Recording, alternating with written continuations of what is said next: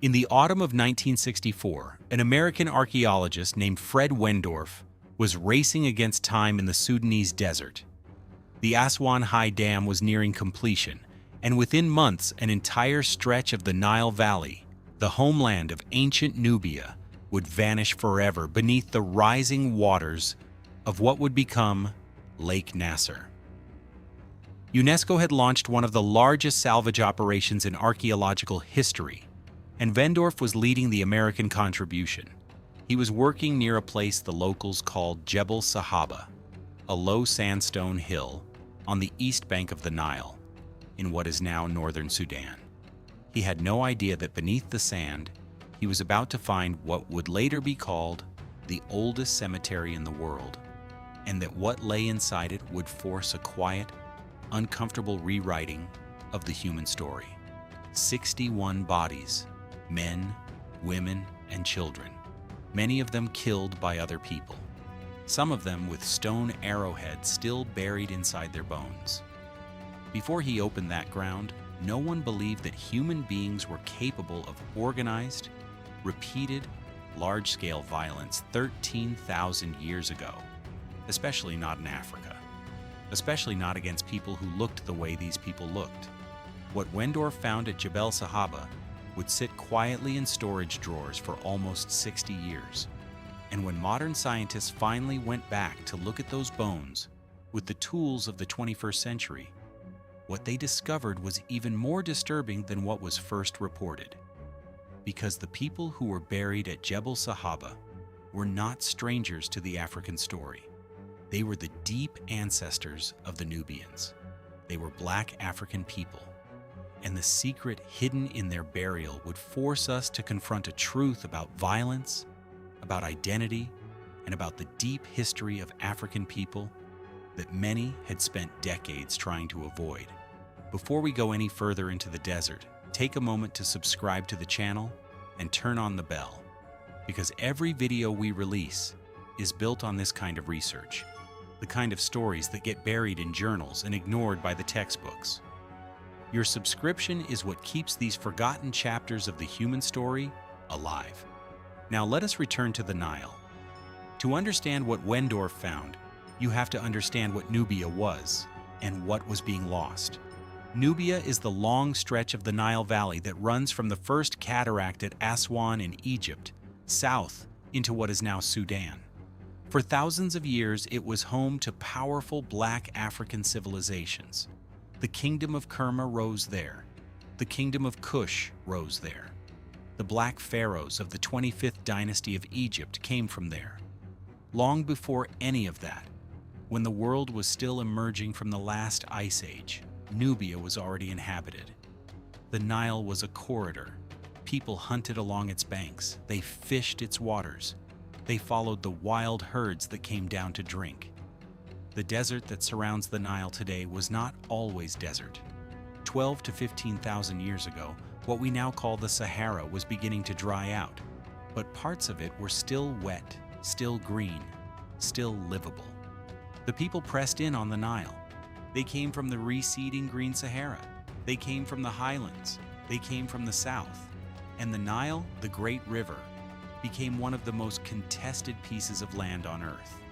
In 1960, the government of Egypt announced that it would build a new high dam at Aswan.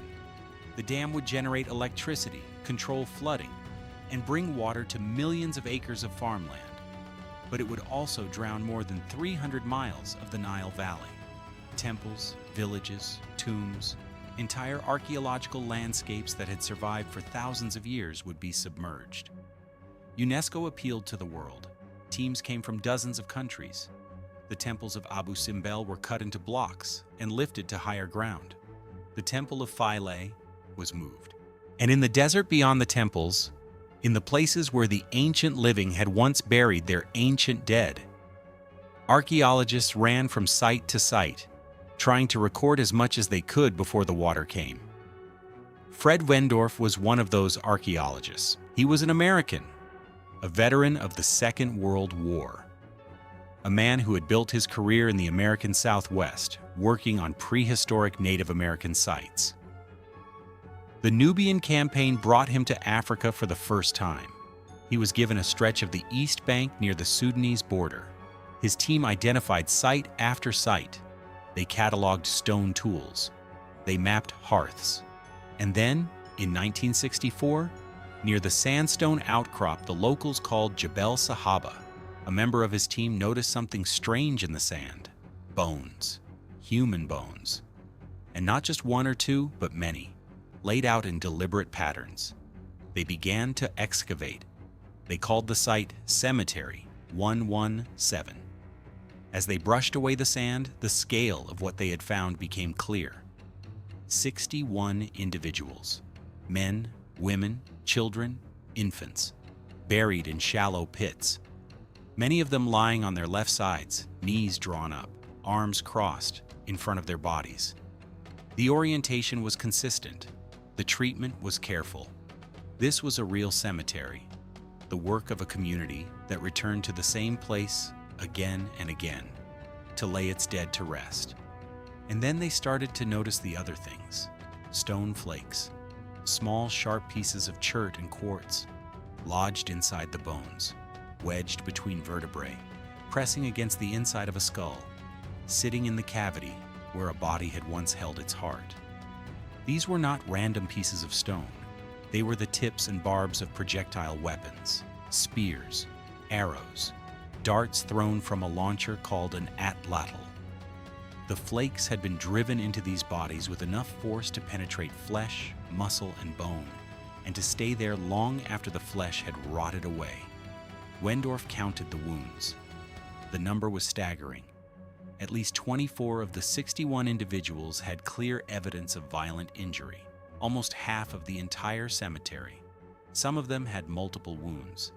One man had 19 stone fragments associated with his skeleton. 19.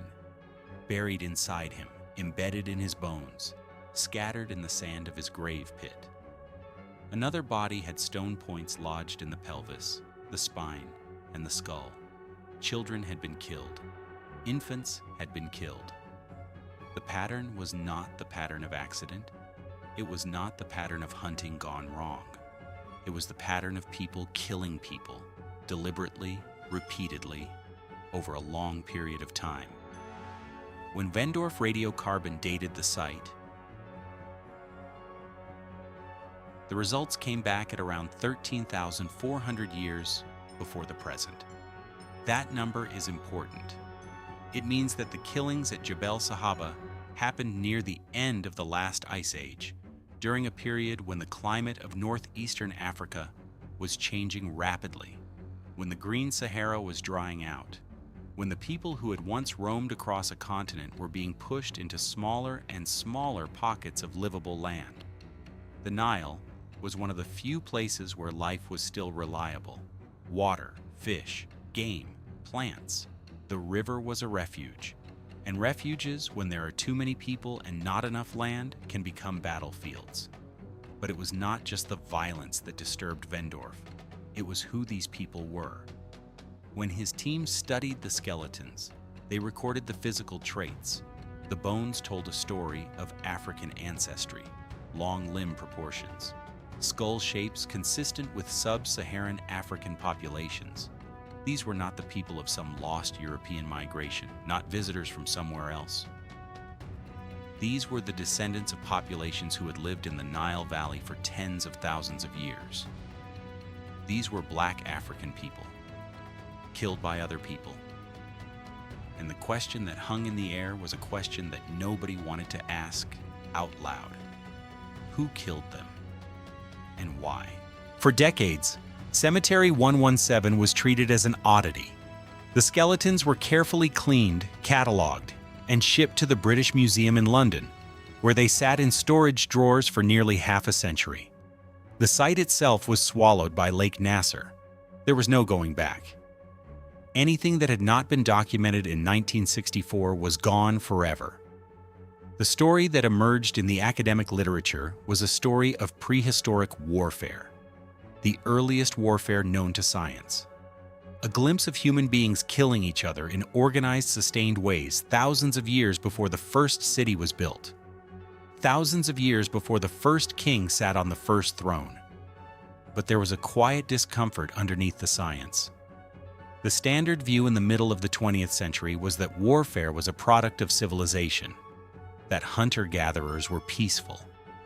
That violence on this scale came with agriculture, with property, with social hierarchy.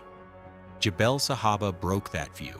It said that human beings had been killing each other in coordinated, lethal ways long before any of those things existed. And it said that this had happened in Africa, to African people at the very dawn of recorded human prehistory. Some scholars accepted the evidence, others tried to argue it away. Maybe the wounds were not all from the same period. Maybe the cemetery represented decades or centuries of natural deaths, with the occasional violent one mixed in. Maybe the violence was ritual, not warfare.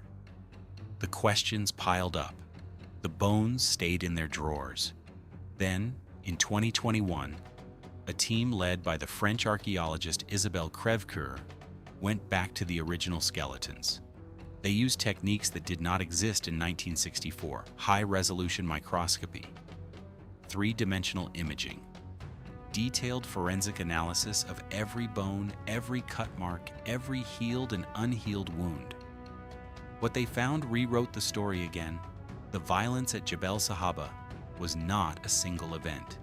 It was not one massacre, one battle, one terrible day. It was a pattern that played out over time. Many of the individuals had healed wounds, evidence of earlier attacks that they had survived, sometimes by years. And then they had been killed in later attacks. These were people who lived with violence, people who carried the scars of old fights on their bodies and then died in new ones. The cemetery was the record of a community that had been raided again and again, generation after generation, by an enemy that kept coming back. Crèvecoeur and her colleagues were careful about what they said next, but the implication was clear. This was not random violence. It was sustained intergroup conflict. It looked very much like what we today would call warfare, or raiding between distinct human groups. And it had happened in the Nile Valley, in the heart of Africa, more than 13,000 years ago. This is where the disturbing secret begins to take shape. Because if the violence at Jebel Sahaba was sustained, if it went on for years, if it targeted men, women, and children, then it was not just opportunistic. It was directed. Someone, or some group of someones, wanted these particular people dead, or wanted what these people had, or wanted them gone from this stretch of the river. The archaeological term for that kind of organized lethal action against a defined population is something that scholars have been reluctant to use. But it is hard to look at the evidence and not see what later eras would call ethnic violence. People killing people because of who they were, or where they lived, or what they looked like, or what riverbank they claimed. And then there is the matter of who was being killed. The skeletons of Jebel Sahaba are anatomically and morphologically consistent with sub-Saharan African ancestry. In plain language, the people in that cemetery were Black African people. They were the deep ancestors of the populations that would later build Kerma and Kush, that would later wear the double crown of Egypt as the kings of the 25th dynasty, that would later be carried across the Sahara in chains and scattered across the world during the long centuries of the Atlantic and Indian Ocean slave trades. The story of Jebel Sahaba is a chapter in the deep history of Black African people. It is, in a real sense, an ancestral story. For a long time, that part of the story was left out. The bones were studied as biological specimens. The site was discussed in terms of warfare and weapons and demographics. The people themselves, the men and women and children who had been buried by their families with care and with grief, were rarely talked about as ancestors. They were data points. But in the last 2 decades, that has been changing. African archaeologists, African scholars, and a new generation of researchers from outside Africa have been pushing the field to remember that prehistory is not just an academic puzzle. It is the family history of living people. And when you put it that way, the question of who killed the people of Jebel Sahaba becomes a question with weight. A question that touches identity, lineage, and memory. We may never know exactly who their attackers were. The DNA evidence from northeastern Africa 13,000 years ago is extremely thin. Ancient DNA does not preserve well in hot, dry climates over that kind of time, and the original Jebel Sahaba remains have not yet yielded usable genetic material. But the cultural picture gives us some hints. In the period around 13,000 years ago, the Nile Valley was a meeting place. Several different stone tool traditions overlap in the archaeological record from that time. The cotton culture, associated with the Nubian Nile, is the one most often linked to Cemetery 117. To the north, in Egypt, other groups were making different kinds of tools. To the west, in the Green Sahara, still other groups roamed. To the south, the populations of Inner Africa pushed up along the Blue Nile and the White Nile. The Nile Valley was where all of these worlds met, and when worlds meet and resources are shrinking, the meeting can turn into a struggle.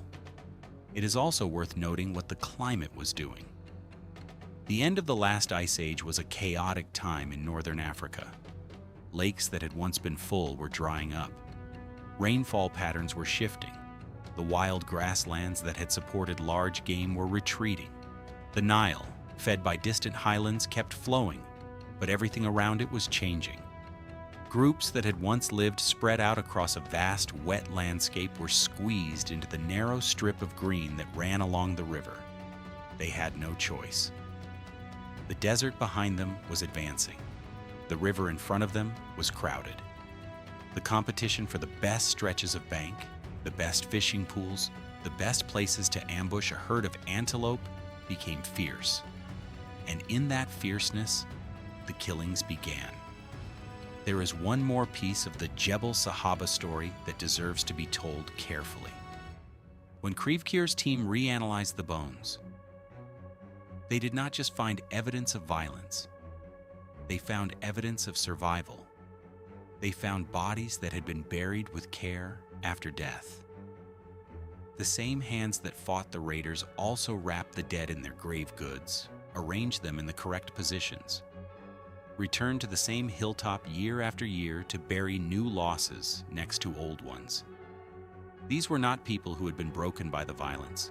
They were people who had built a society in the middle of it. They mourned, they remembered, they kept going. That is also part of the story.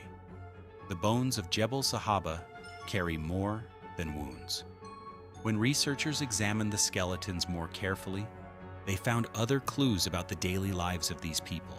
Their teeth showed the wear patterns of a diet heavy in fish, in shellfish from the river, and in coarse plant foods that had to be ground on stone.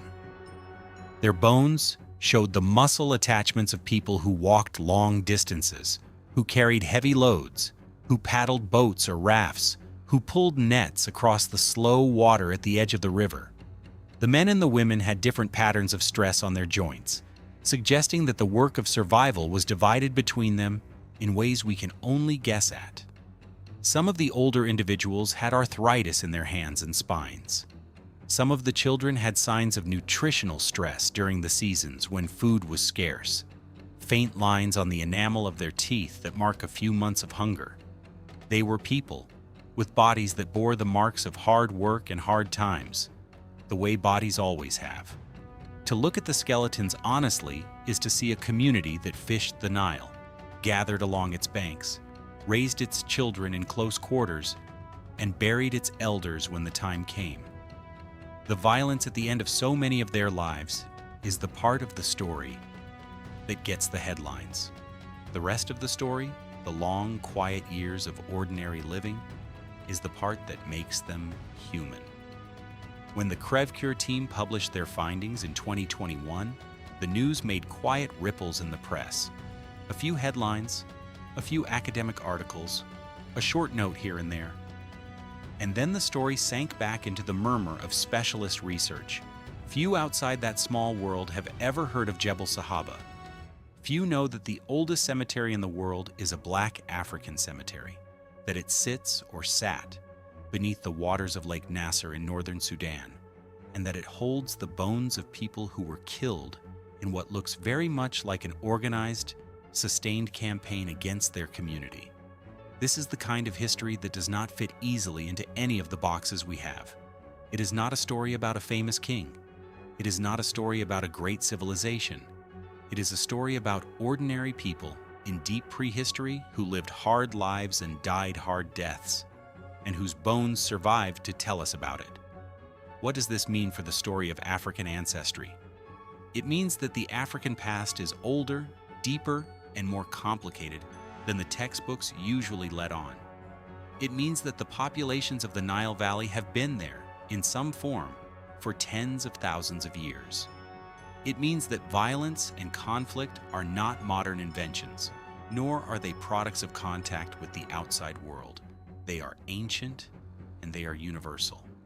And it means that when we trace the lineages of African people today, the lines do not start with the slave trade, or with colonialism, or even with the pharaohs.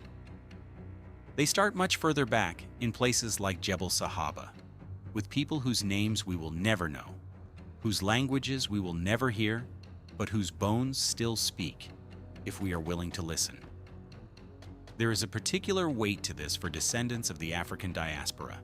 For Black communities in the Americas, in the Caribbean, in Europe, the deep history of Africa is often known only through fragments. The Middle Passage erased much of what came before. The records of African civilizations were burned, looted, or written over.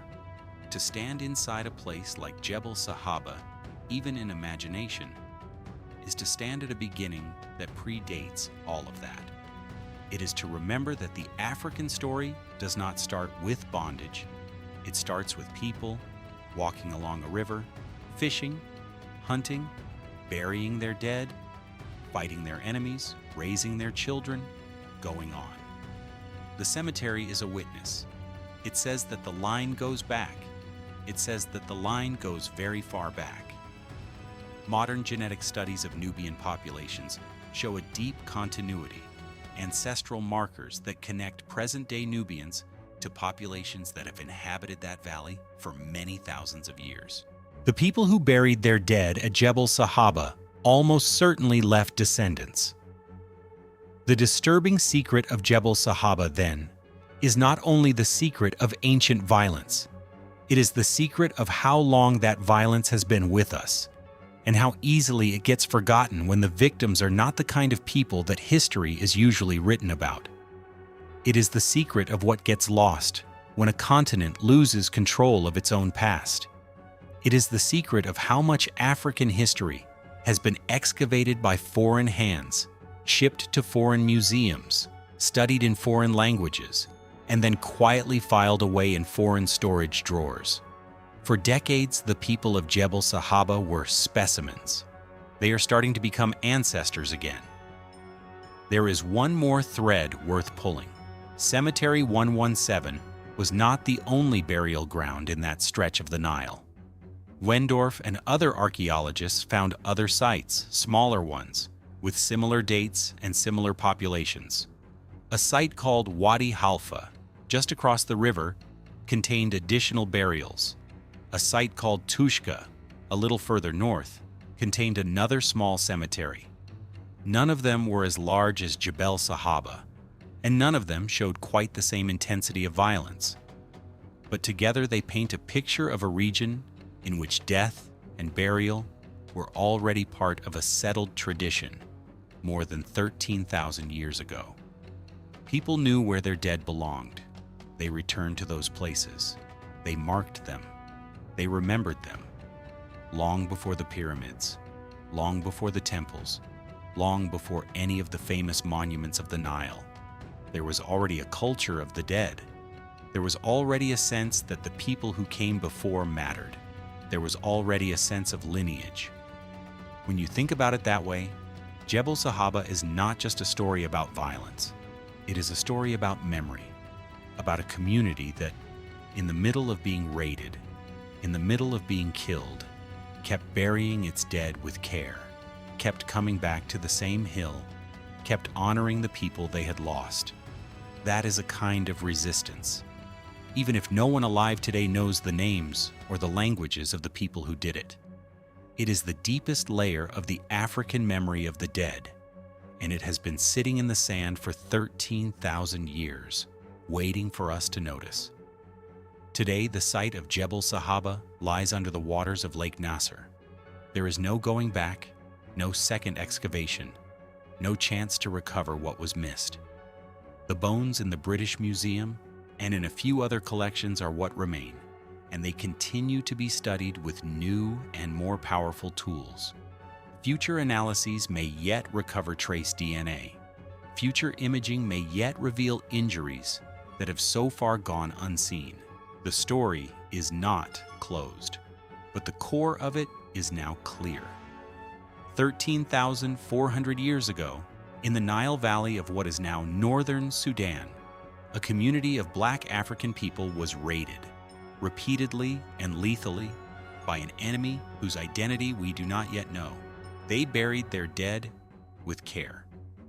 They survived for generations under that pressure, and then, eventually, the cemetery stopped being added to, and the community moved on or was wiped out, and the wind covered the graves with sand, and the river ran on, and the world forgot.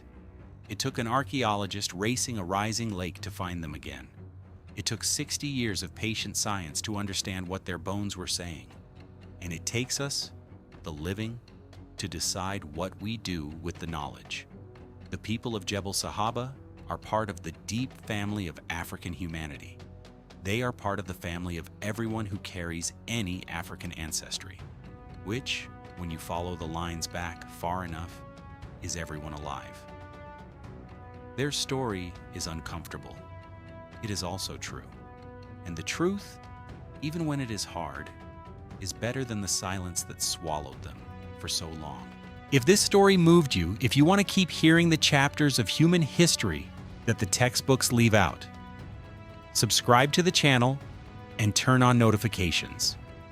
Share this video with someone who needs to hear it. Leave a comment with what you think the people of Jebel Sahaba would want us to remember about them. We will keep digging into these forgotten corners of the African past and beyond, as long as you are with us. Until the next story, thank you for listening.